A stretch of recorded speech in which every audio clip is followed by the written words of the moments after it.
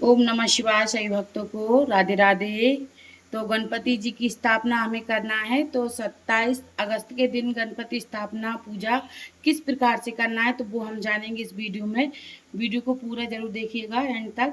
तो इस प्रकार से हम चौकी लगा लेंगे, अच्छे से सजावट कर लेंगे जहाँ पे हमें गणपति जी की पूजा करना है और उनकी स्थापना करना है। जितने दिन तक आपके यहाँ गणपति जी स्थापना करते हैं उतने दिन तक आप करें। हमारे यहाँ 7 दिन तक करते हैं। इस प्रकार से चौकी लगाने, एक पटला भी। उसके बाद फिर हम गणपति जी को स्थापना करेंगे। तो चलिए हम करते हैं। थोड़े से अक्षत रखेंगे। अक्षत रखने के बाद हम गणपति जी को विराजमान करेंगे। तो इस प्रकार से हम गणपति जी को विराजमान कर लेते हैं। और उसके बाद हमें रिद्धि सिद्धि को विराजमान करना है। हमारे घर के गणेश जी हैं, उनको भी विराजमान कर लेंगे। तो यहीं पे हम उनको भी विराजमान कर लेते हैं। तो इस प्रकार से कर लेंगे। तो चलिए इस प्रकार से हम गणपति जी को विराजमान करेंगे और रिद्धि सिद्धि की भी हम पूजा करते हैं। तो इस प्रकार से रिद्धि सिद्धि को भी हम सुपारी के रूप में विराजमान कर लेंगे। फिर उसके बाद हमें कलश विराजमान करना है। अगर आपको करना है कलश विराजमान तो आप करें। तो थोड़े से अक्षत रखेंगे हम यहाँ पे, नीचे रखेंगे। और चावल, आप चाहें अष्टदल कमल भी बना सकते हैं, आप चाहें ऐसे भी कर सकते हैं। उसके बाद हमें कलश, हम एक लोटा पीतल का ले लेंगे। आप चाहें तो तांबे या फिर मिट्टी का भी ले सकते हैं। तो इस प्रकार से हम कलश रख लेंगे और फिर उसी में हम सारी सामग्री डाल देंगे। और फिर उसके बाद हम आम के पत्ते लगा, सुपारी, इलायची, हमने सब कुछ कलश में, सब सामग्री हमने इसी में डाल दी है। और कलश के ऊपर नारियल रख दिया है। इस प्रकार से आप नारियल रख दें और फिर उसके बाद हम कलश विराजमान कर लेंगे। आप चाहें तो करें और ना भी करें, मैं कर रही हूँ इसलिए आपको बता रही हूँ इस प्रकार से करना है। फिर हम गणपति जी को स्नान कराएंगे भाव रूप में। तो एक लोटा जल ले लेंगे और फिर हम भाव रूप में गणपति जी को स्नान करा देंगे।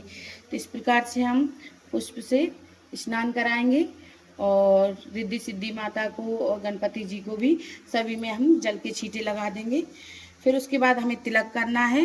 तो गणपति जी को पहले हम तिलक करेंगे इस प्रकार से, और फिर हम रिद्धि सिद्धि को भी तिलक कर देंगे। और फिर अक्षत समर्पित करना है, हमें सभी को अक्षत समर्पित कर देंगे। और गणेश जी को हमें कलावा समर्पित करना है। तो इस प्रकार से आप कलावा समर्पित कर दें। जनेऊ, जनेऊ हो तो आपके पास जनेऊ समर्पित कर दें। तो हमने जनेऊ समर्पित कर दिया है। आप चाहें तो कलावा भी समर्पित कर सकते हैं। कलावा समर्पित कर देते हैं हम इस प्रकार से।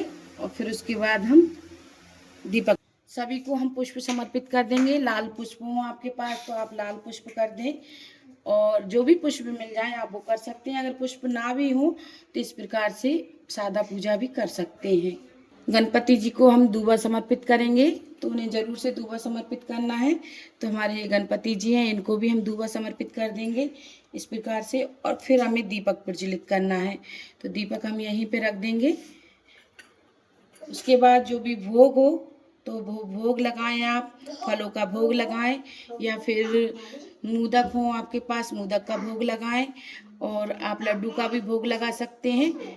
इस प्रकार से हम मोदक का भोग लगा देंगे, जो आपके पास हो उसका भोग लगा सकते हैं।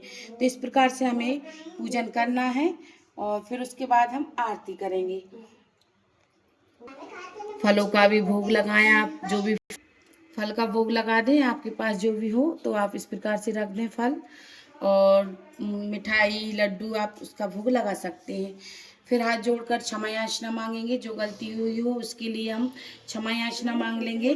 तो रिद्धि सिद्धि गणपति जी और रिद्धि सिद्धि के दाता, आप हमारे घर में पधारें और हमारी पूजा को सफल करें, घर में प्रवेश करें। तो इस प्रकार से हम हाथ जोड़कर क्षमा याचना मांगेंगे और उनसे कहेंगे गणपति जी से। और जो गलती हुई हो उसके लिए भी हम क्षमा याचना मांग लेंगे। और तो इस प्रकार से आप गणपति जी की स्थापना करें बहुत ही सरल विधि से। फिर हम आरती करेंगे। तो आरती कर लेते हैं। आरती करने के लिए हम दीपक अलग से भी प्रज्वलित कर सकते हैं या फिर इसी से कर सकते हैं। जय गणेश जय गणेश जय गणेश देवा, माता जकी पार्वती पिता महादेवा, लड्डून को भोग लगे संत कर सेवा, जय गणेश जय गणेश जय गणेश देवा। फिर हम इस प्रकार से अर्घ्य दे देंगे और हमारी पूजा पूर्ण हो जाएगी। और हाथ जोड़ेंगे। तो हम हाथ जोड़ लेते हैं इस प्रकार से।